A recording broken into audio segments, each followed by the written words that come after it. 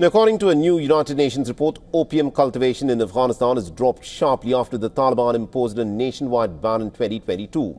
The total area of land used for growing opium poppy fell by nearly about 20% compared to last year, while the overall opium output has declined by 32%. Afghanistan historically has accounted for more than 80% of the global opium production, with heroin being derived from the Afghan opium dominating the European markets in recent decades. The Taliban's ban, citing religious and social concerns, has largely been observed by the farmers despite persistent economic pressures.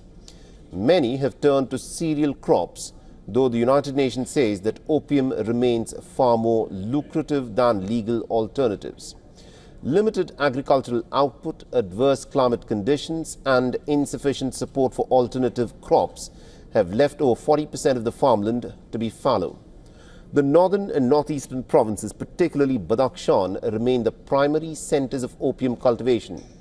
In contrast, historically strong southern provinces like Helmand and Kandahar have seen significant reductions, with some regions being declared as poppy-free for the first time in decades. Enforcement of the ban has occasionally resulted in clashes, but compliance remains widespread. While opium cultivation and associated heroin production have declined, reports suggest synthetic drugs such as methamphetamine are on the rise. Seizures of meth in Afghanistan and surrounding regions were reported to be roughly 50% higher by late 2024 compared to the previous year. Now, organized crime networks are also increasingly favoring synthetic drugs, which are easier to produce, less dependent on climate and less vulnerable to eradication efforts.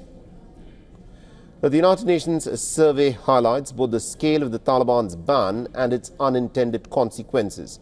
While the reduction in opium production represents a significant shift in global narcotic supplies, the rise in synthetic drug production signals evolving challenges for law enforcement and international drug control efforts.